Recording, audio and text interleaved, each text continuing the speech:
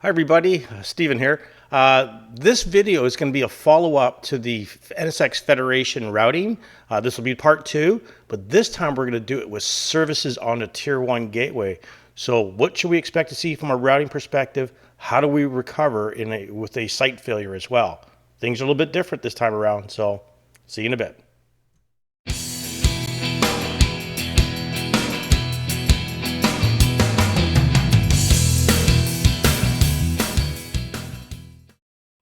Hi everyone, thanks for sticking around. So why don't we jump into it? Now, if you haven't seen part 1, just the routing and federation, you're going to want to watch that because I explained a lot of stuff. So I will go through and show you a lot of stuff here, but I may move at a faster pace or may leave out a few things that I covered in that one. So you definitely want to watch that video. I'll leave a link for it at the end. Also, I'd like to throw this out there at this point. If this is content that you're kind of interested in, please subscribe to the channel. That helps me out quite a bit. Without subscribers, there's no content developers. And for those of you that have already subscribed, hey, thanks very much. I really appreciate it. So let's jump right into it, okay? So first of all, let me kind of explain my environment. If you watched that first video, I went through this. So let's get this up here. All right, so I've got a very simple environment set up. I basically have 2 sites, Site A and Site B. Each site has their own vCenter server. Each site has their own NSX manager. That's what we call the local managers. I only have one in each site. I have a global manager running over here on Site A. That's my active. I have another global manager running on Site B. That's my standby. Okay, which I'll show you in a second. Now, just want to, again, you'll see I've got an edge cluster in Site A. I have an edge cluster in Site B. These are my RTEPs. I already talked about RTEPs, so if you haven't seen that video on me setting up Federation, you're going to want to watch that, okay? So I've got my 2 clusters here, and now I've got a VYOS router, and I'm kind of cheating here. Technically, I could have put one over here on Site A and one on Site B and then linked them together, but I just kind of kept things simple, okay? But this illustrates the point. I do want to point out something here. So I have an interface for Site B and an interface for Site A. You'll see it has an address of .1, and on Site B, it's the 192.168.1.10 network. So this is how I could go to the Site B is through that network. Site A has the 192.168.100 network, okay? So you'll be able to tell which network I'm going through based on the IP here, okay, or what site I'm going through. I got my BGP set up between my Tier 0. This is my local autonomous system number here is just 100. I kept it simple. And the VYOS, I made an autonomous system of 200 for the most part. And I covered a lot of that in that routing lecture as well. I've got a stretch Tier 0, and I've got a stretch Tier 1 connected to that Tier 0. This Tier 1 is DR only. There's no services, okay? And again, I demoed a lot of that stuff in that first video. I have a stretched web segment. It's the 172.16.10 network, and I'm going to advertise that out to the real world, which is to me, right? Not the real world where you guys are, just like the real world where my physical machines are. Now, I only got 2 VMs running. I have Web 1 running on Site B, and this should say Web 2. Yeah, I didn't fix it yet. Web 2 running on Site A.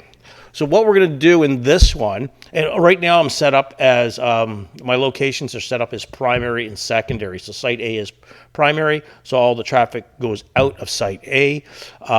And I already talked about that and do AS Prepending in the first video. So I'm not going to go through all that as well, okay? So right now, this is how I'm set up. And what we're going to do, what we're going to do is we're going to put on a service on that Tier 1. We'll do a NAT service on that Tier 1. And as soon as we say we want to put a service on that Tier 1, we need an edge cluster, and it's got to be running in active standby mode, okay?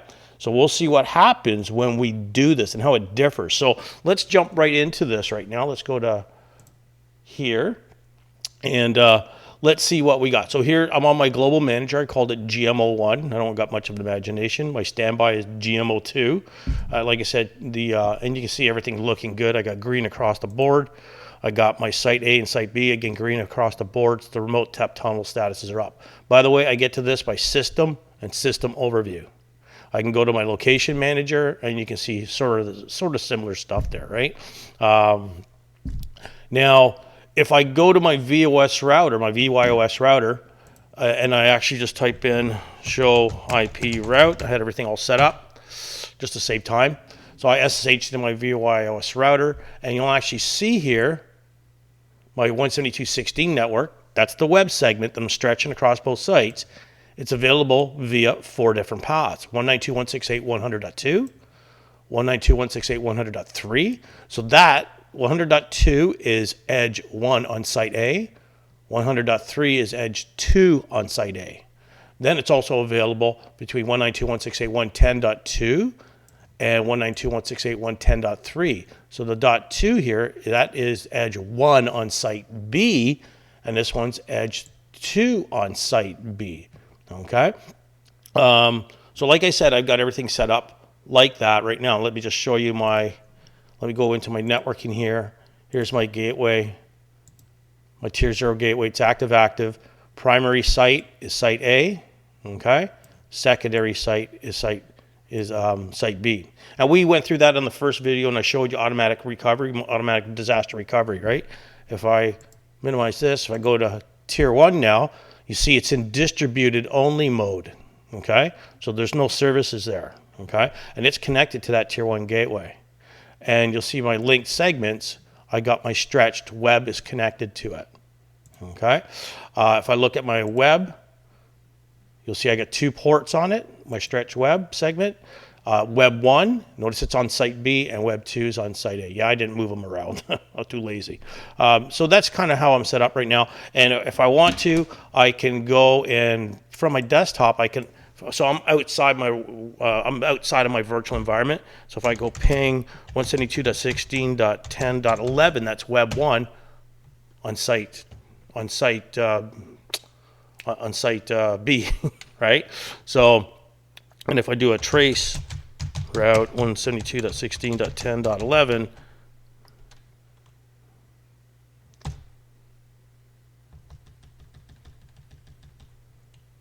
did I spell something wrong here? There we go.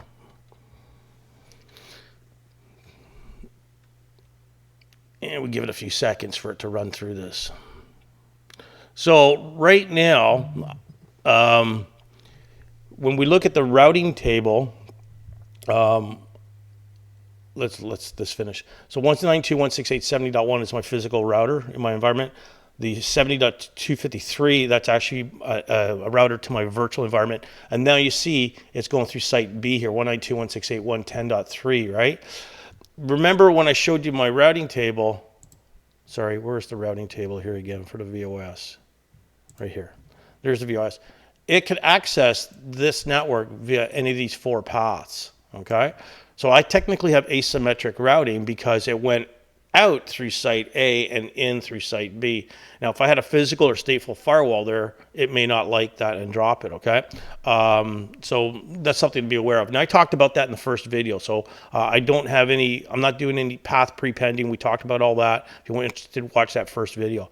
So this is what we see right now. So what happens when I put a service on that tier 1? That's the big $1 million question. So let's go and do that. Let's go to the gateway. Now, when I go to put a service on it, I need to specify an edge cluster, right? So let's just put an edge cluster on this. So let's go edit. It's no longer distributed only. We're going to do it active standby. That's the only choice I have, right?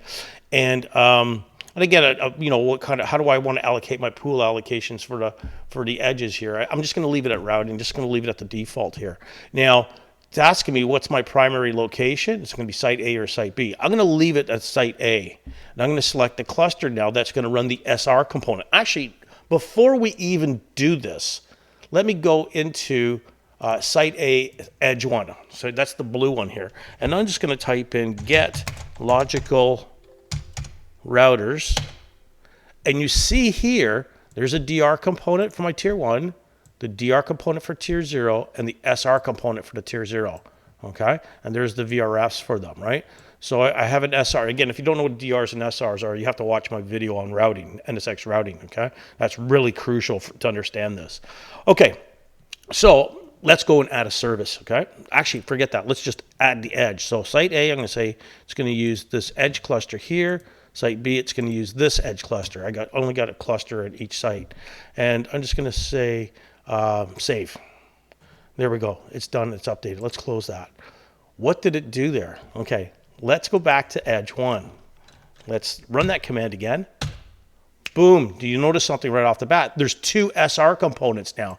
There's an SR component, service router component, for the tier 1 that I just did, and there's the VRF for it. Okay. The same thing should happen on site B. Get logical routers. And again, you see an SR component. So anytime you put a service on your gateway, it needs that service router, the SR component, and that runs on your edge nodes, okay? So now all my traffic, if I do this, if I go back to iPad and webcam, if I do something like, so technically this is kind of what I look like. I have a tier 0 gateway, call that the real world. Then I have my tier 1 gateway. All your gateways will have a DR component, distributed router. And the distributed router is found everywhere on your ESXi transport nodes, on your edge nodes, that kind of stuff. The tier 0, once you put an uplink going to the outside world, again, it gets an SR component, and the link is already made between this. This link here is auto-plumbed. So this SR runs on an edge node. Now, what I just did now is I attached an edge cluster to that tier 1. I didn't put any services on it yet. I said, here's an edge cluster because I'm going to put a service. It instantiated an SR component on that tier 1. So now here's my web segment. Any traffic going in or out of that segment, or any traffic going in or out of that gateway, that tier 1, it's going to go through the DR component on that tier 1. So wherever that VM is running, the DR component will exist on that host. Then it's going to exit from there, and it's got to hit that SR. Where's that SR? It's running on an edge. Then it's going to leave from there, go up to the DR component of the tier 0. Where's that? Again, that exists on an edge node as well. Is it the same edge as this one? Yes or no? In my lab environment, it's the same edge. And then from there, it goes up to the SR component and out. So all your traffic in and out of your tier 1 now is going through this edge component. Okay, for both sites. Okay, so let's go back. So let's put NAT on here, and when we put NAT on here now, let's what colors do I want? Yeah, we'll pick purple. So any traffic that's going to come out has to go through this SR component that's on this edge now, right? For both sites. Then it's a single edge, all right? So you got to think about that. All right, let's jump back to here. Okay, so we see it made an SR component. Whippy-doo-dah. What did it do from a routing perspective? Let's go back to my VOS router. Remember I said we had 4 paths? We had site A. There's the 2 paths for site A, 100.2 and 100.3. Then we had the site B, right? Let me just rerun this command.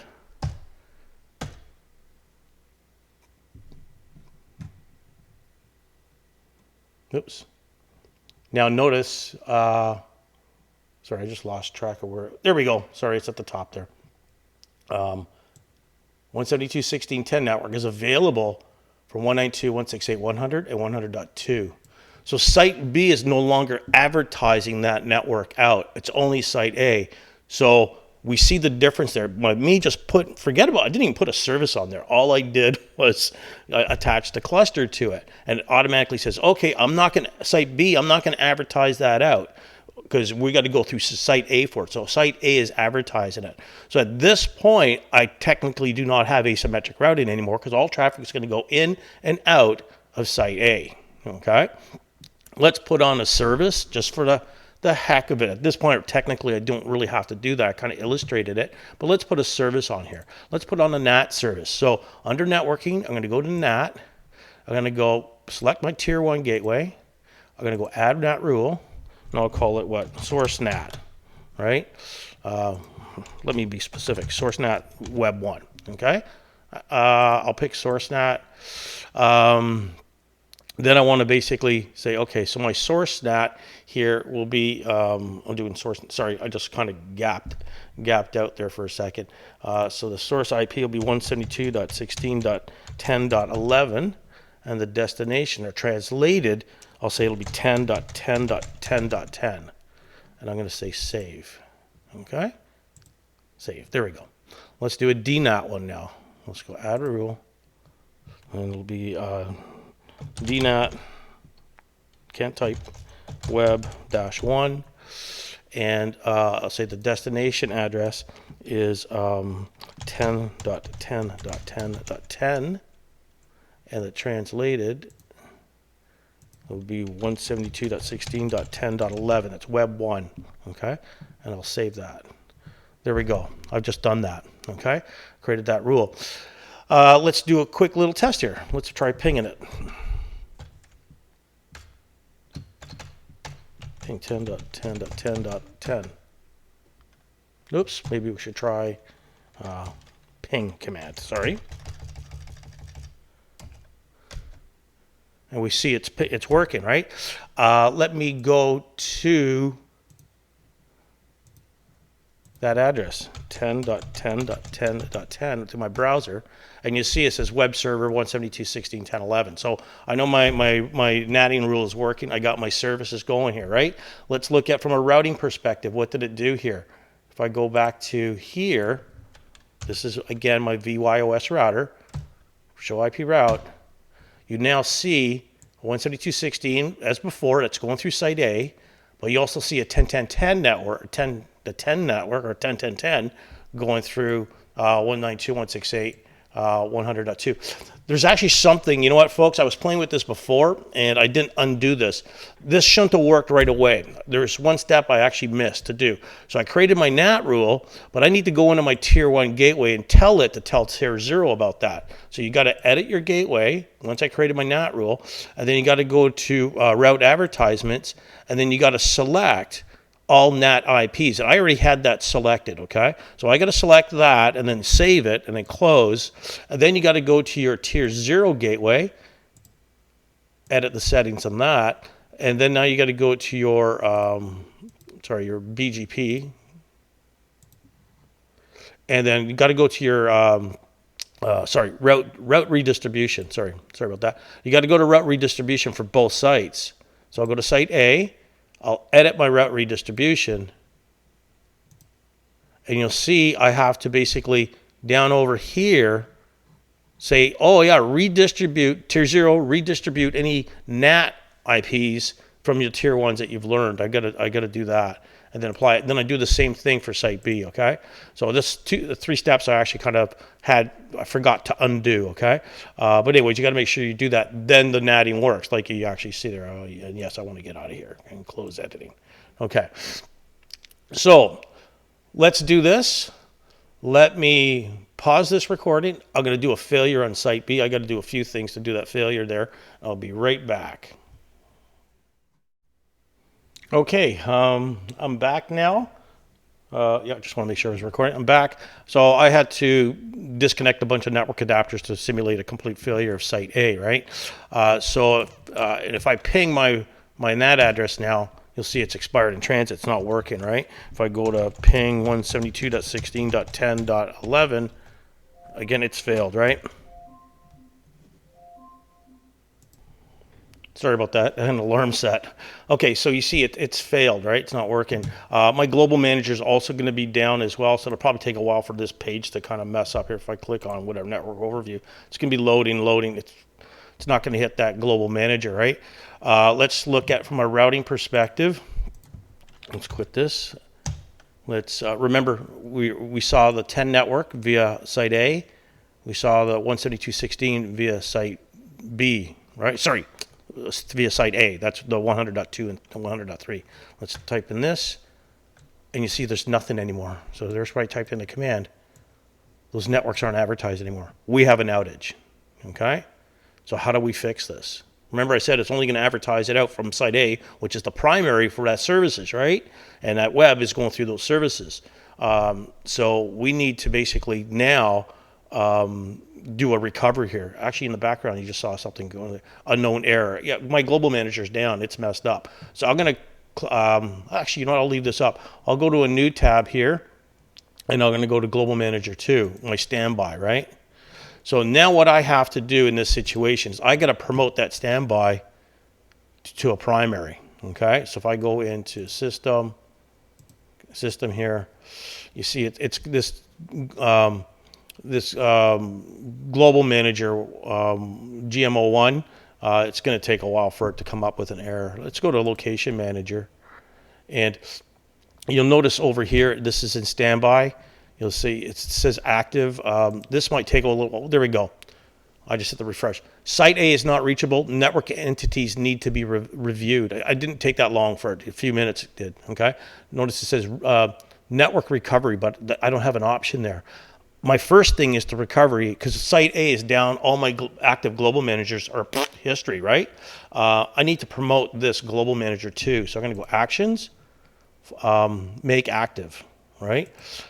And I'm going to say make active. Now, you don't want to just do, now you notice over here, it says it can take about 17%. It's at 17%. It's trying to sync, get any changes and stuff like that. Obviously there's nothing there, so it's going to fail. So this will take a few minutes to do, right? This is something you don't want to do if it's just a brief outage and it's coming right back. You know what I mean? But I guess, you know what, it really depends. Maybe I shouldn't have said it like that. Depends on like, okay, what workloads are, how critical are those workloads, right? So what you'll see, and I'll just talk as it's going through this, I'm going to promote this global manager 2 to be the active one, right? And then I'll be able to do my network recovery, right? So I got to wait a few minutes on this. Now you could script all this if you wanted to, right? Notice over here is unable to reach site A, forced to active, right? Site A is not reachable. Okay, great. I'm going to say forced active.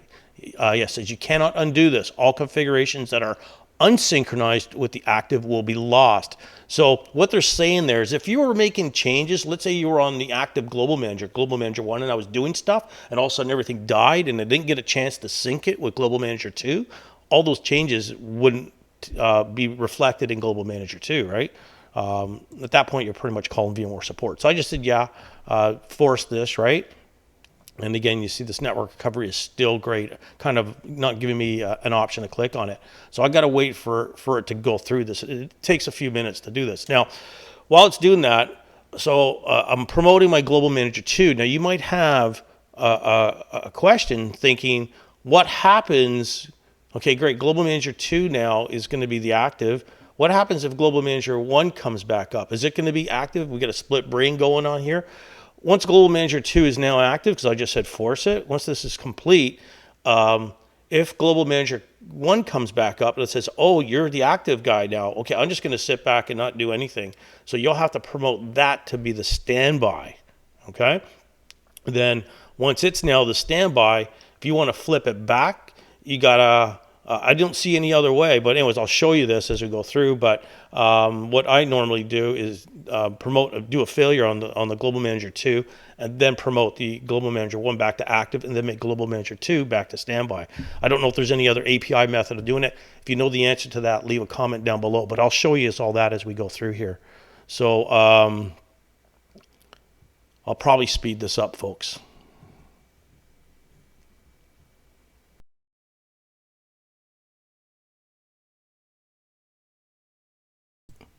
Okay, we're back. That took probably about 4 minutes or so.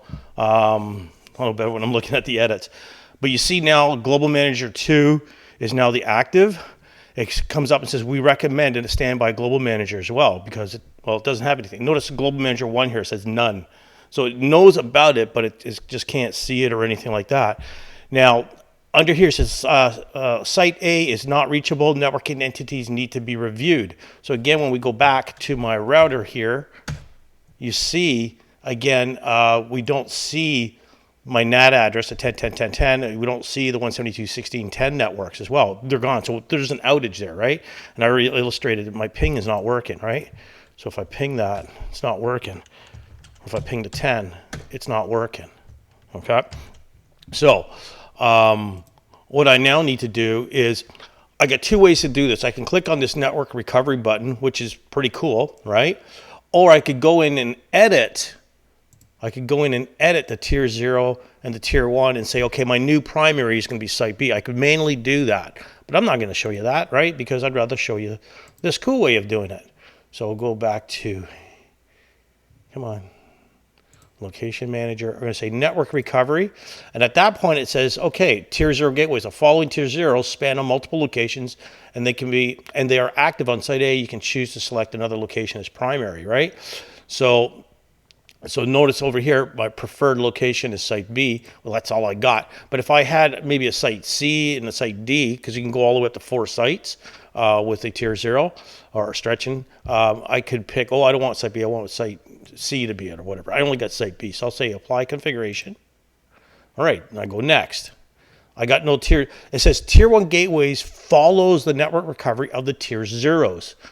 The primary site of the following tier 1s differ from the primary of the tier 0. So my primary, my tier 1 was the same, but if it wasn't, it would be here, and I get the option to migrate. So I'm going to say, I got nothing, I'll go next. And then it talks about single entities. It says the following gateways are active inside A and cannot be made active anywhere else. Okay, fair enough. I'm going to go finish, right? And then we'll just see what happens here, right? So let's go back into my routing now. IP route. Boom, what do we see? We have the 10 network, the 10 NAT, and it's available via 192.168.110.2 and 192.168.110.3. Same thing with the 172.16 network. Available, so it's being available via site B. That's the 110, okay? So let's go and just ping my, bingo, there we go. So it's back up and running. I don't want to do that. Actually, I could do that. What the hell? So I'm doing the trace site. So if I go back to, we'll let that run. I'll come back to it. And again, if I just hit Control 5 here to refresh, it's still up and running, right? So if we go here, that trace route, it's kind of slow. I don't have the fastest lab. So again, that's that 70.253 is my router going into my virtual environment. We now see it's going via site B now, whereas before, my trace route, where's my trace route? From before, oh, sorry, I didn't do it when I did my natting. Sorry, that's right. It's going through site B now, okay? Whereas before, I didn't have natting to force it to go to site A. So basically, it's up and running, okay? Now, so pretty straightforward. So what's different from part 1? Part 1, I had that automatic disaster recovery because we didn't have services. Both sites were advertising out the networks. I soured the site B path using the AS Prepending on the path, and I made all the traffic come in through site A. And then when there was a failure on site A, we automatically flipped over to site B. Now, any workloads, let me go back to my iPad. So the reason why I did that natting for Web 1 on site B and I failed site A is because now when I flip that switch, as I come in through this way, my workload's available, right? Now, if I have workloads over here, right, which I do, for me to recover those, that's nothing to do with NSX. Again, that would come back to Site Recovery Manager for me to fail those over. And I'll do separate videos on Site Recovery Manager when I get to that part, okay? So when we have a service on our gateway, as soon as you put a service on a gateway, at that point, you technically don't have automatic recovery. If there's a failure in that primary site, you got to basically say, okay, my secondary site's going to be primary now. Now, because my site, the site that failed, also housed my global manager, the active global manager cluster, because it had that, I had the extra step of having to promote my standbys, okay? If I didn't, let's say I had 3 sites here, okay? That's interesting, just a power outage there. Thank goodness for UPSs and backup generators. If I had a 3rd site here, site C, and let's say no, got a UPS on that. Why did that happen?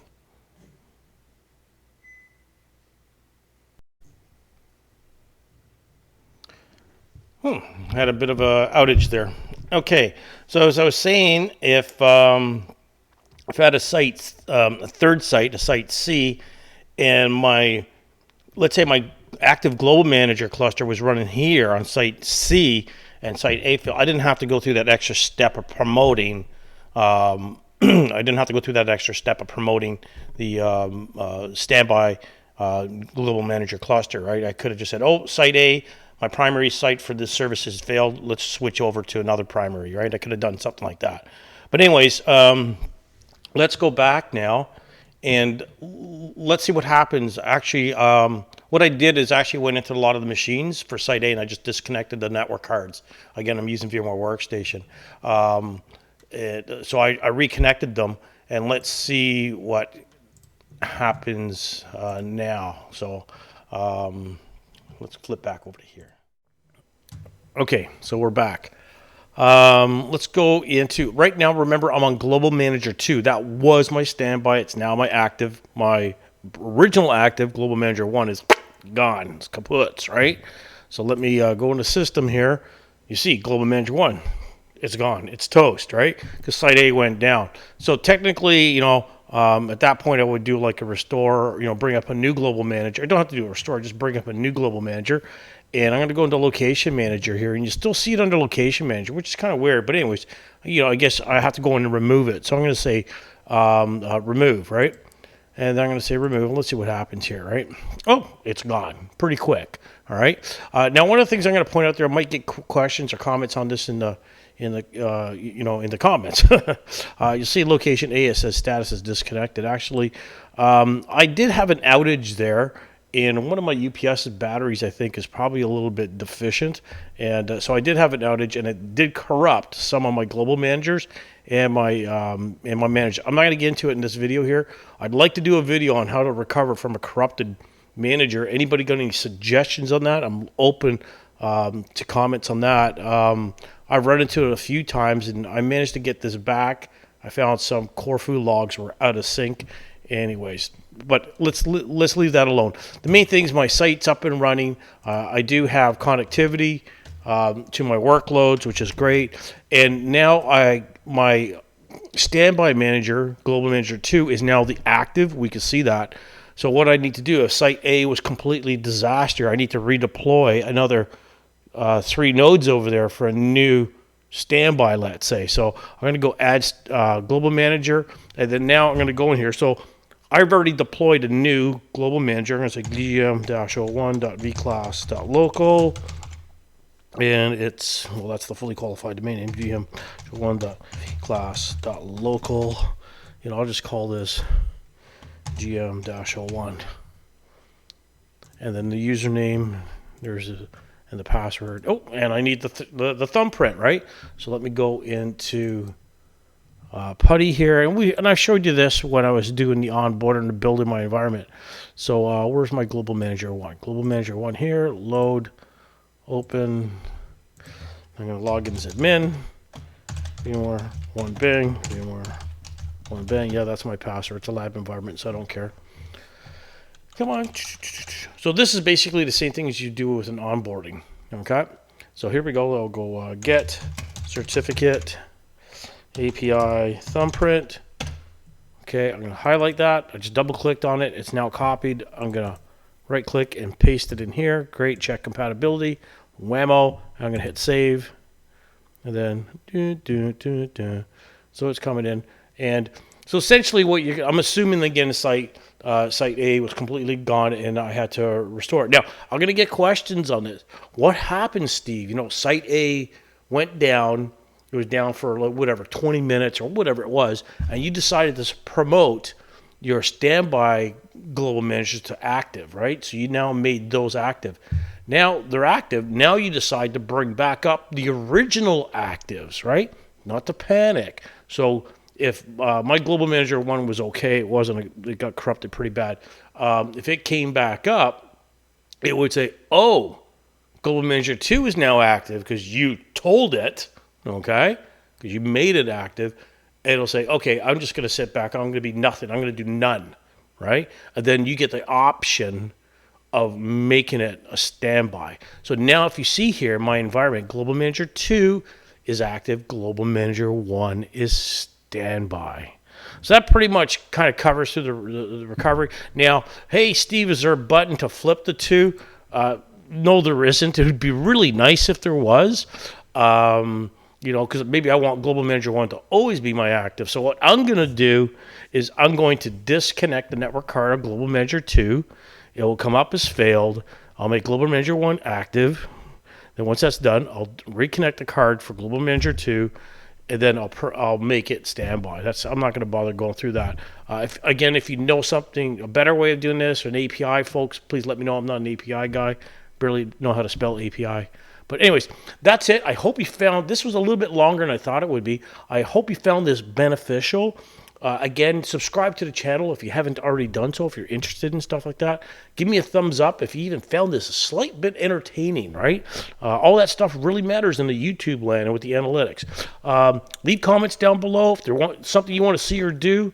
I'll do my best. I'm limited on resources, and we're getting up there, you know, with the subscribers. So I really appreciate everybody doing that. That's about it. Thanks again. Have a great day. Bye now.